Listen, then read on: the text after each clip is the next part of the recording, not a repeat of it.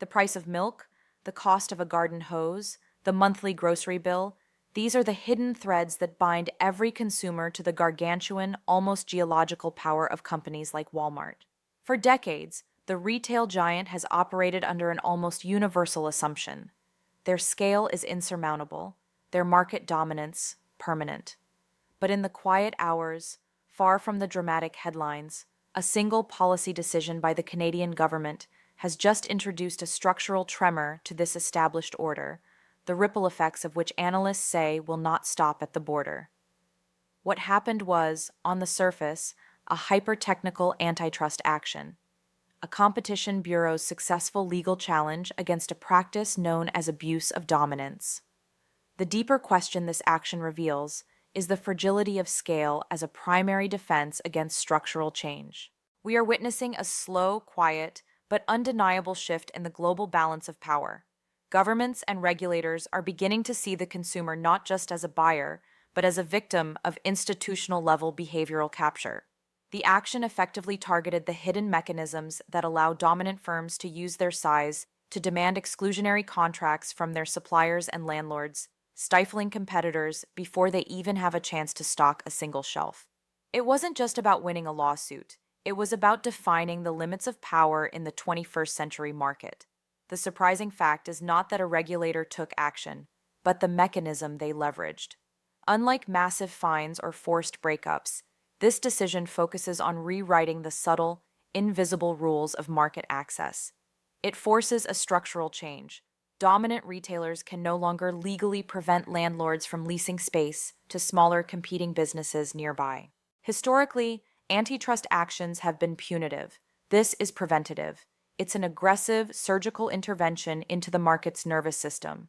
The historical parallel lies not in the age of the U.S. railroad or oil trusts, but in the early 2000s, when European regulators began setting new precedent against technology giants, defining control over data and platforms as an anti-competitive weapon.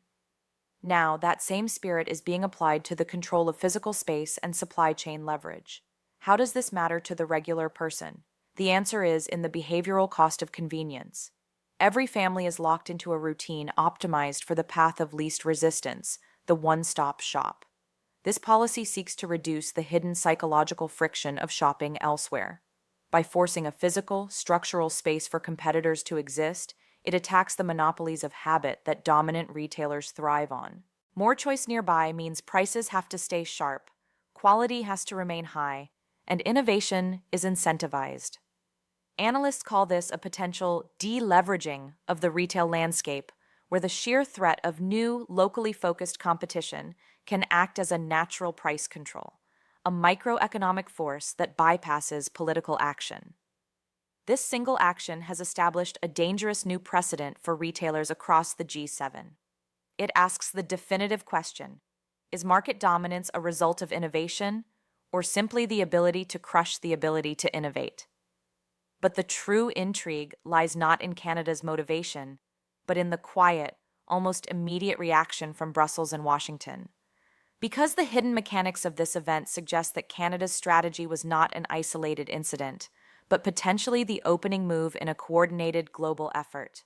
The core of Walmart's global strength, the engine of its low-price supremacy, is not just its logistics network, it is the psychology of supplier compliance. This hidden mechanic dictates that if a company is responsible for 20% of your sales, you, the supplier, cannot afford to defy any of their demands, no matter how egregious. Canada's decision directly attacks the structural pillars that enforce this compliance, essentially declaring that volume is not a license for oppression. This is a direct challenge to the fundamental calculus of modern corporate capitalism. The event is built on a complex policy-level system, the concept of an essential facility applied to physical space. In economic terms, when a dominant firm controls an input that others cannot reasonably replicate, in this case, prime retail space near high-traffic areas, restricting access to that input is seen as an anti-competitive act. The psychology of institutions involved is one of regulatory escalation. For years, jurisdictions attempted light-touch regulation, trusting the market to self-correct. When it failed, this action became the inevitable next step. It's a classic game theory move. The moment one major Western nation proves the legal viability of this attack vector, the cost of regulatory inaction for all others dramatically increases. Here is the part nobody expected. The action did not just target the large retail chains, it directly addressed the financialization of commercial real estate. Many exclusionary contracts are embedded in the lease agreements between major retailers and the massive real estate investment trusts, REITs, that own the shopping malls and plazas. When a retail anchor tenant like Walmart demands an exclusivity clause that prevents the landlord from leasing to competitors, that clause becomes a financial asset, a guarantee of traffic and value. Canada's ruling devalues that financial asset instantly. The historical parallel is the 1990s debate over internet access. Was a broadband network a private company's proprietary service or an essential public utility that must be shared? This is the physical market equivalent. Is prime retail land a private asset to be weaponized or a necessary market infrastructure?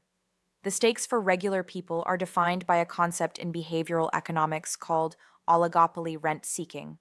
This is the invisible tax you pay when only a few companies control the market. They don't have to collude, they just have to observe each other's high prices and collectively decide not to undercut them aggressively.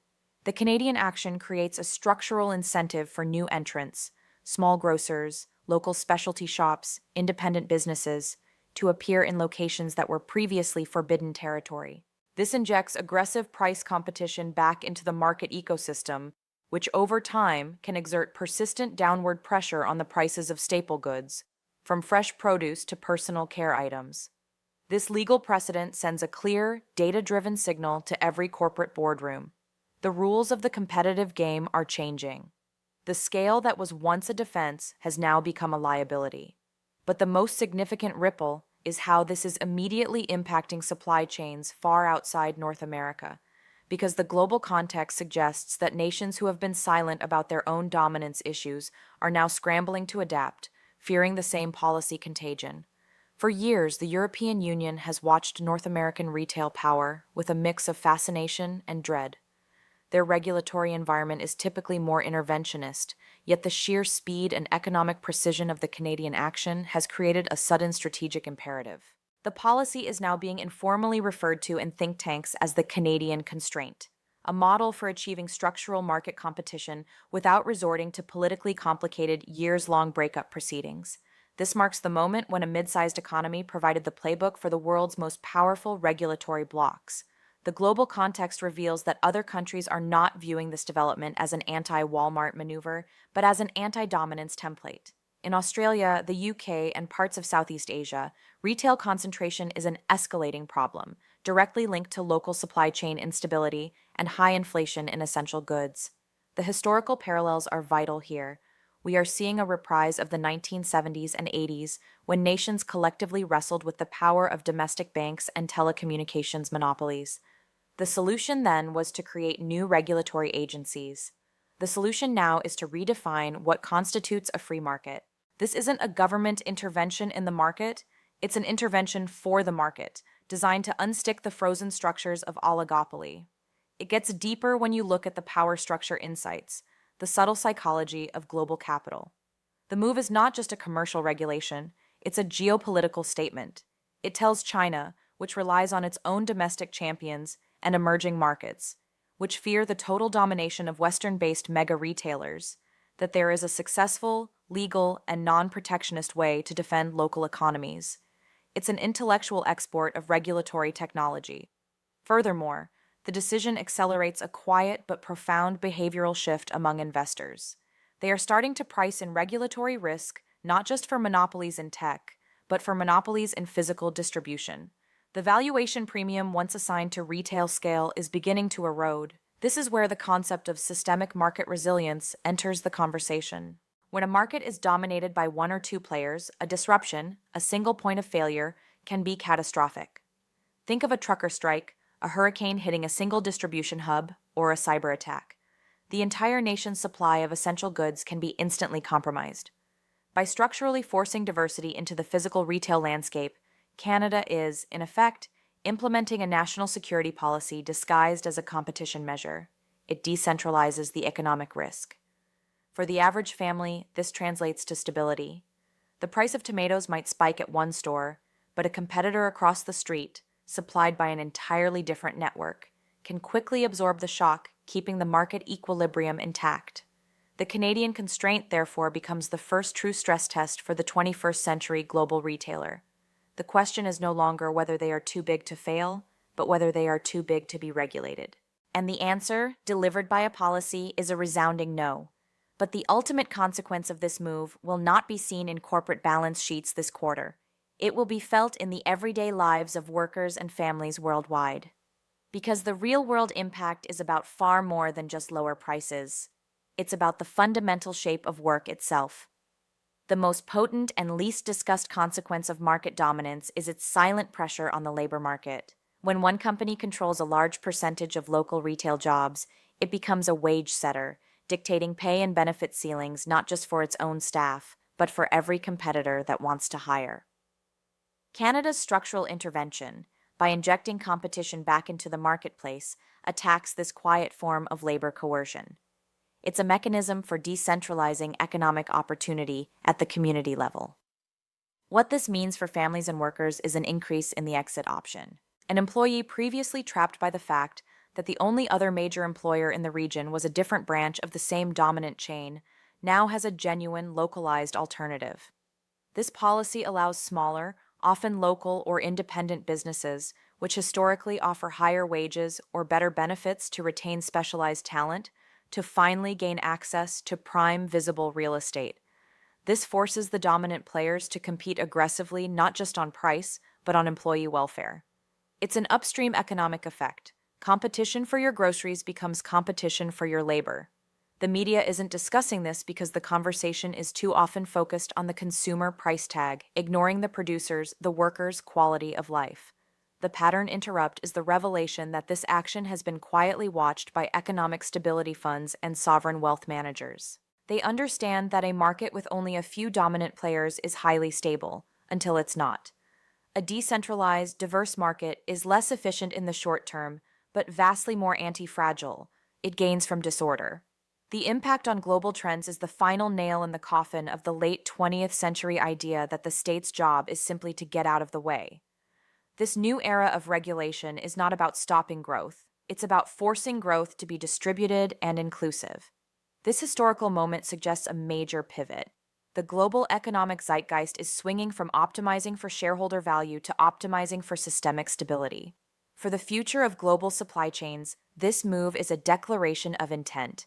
It incentivizes the development of localized regional supply hubs that are less reliant on the globe-trotting, highly fragile, just-in-time logistics model. For the family at the grocery store, this policy is the invisible hand that makes fresh food more accessible from a greater variety of sources, reducing the risk of wide-scale product shortages. It promotes economic self-determination at the smallest level, the corner shop. It's the most sophisticated way to challenge market power, not by beating the giant, but by making space for 1,000 competitors to simply exist. The ripple effect has begun, and the world is now watching to see which nation is next to adopt the Canadian constraint. This story is not merely about a retail company's momentary setback. It is about the redefinition of market power in an era of unprecedented scale. Because while the world is focused on this, the real transformation is already unfolding, quietly and in the place no one expects, the global agricultural commodity markets, where an even older and more destructive dominance is about to be challenged by the very same legal blueprint.